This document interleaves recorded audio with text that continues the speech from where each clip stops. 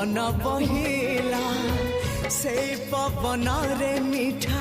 महक खेलिला फेरी फेरी गला श्रावण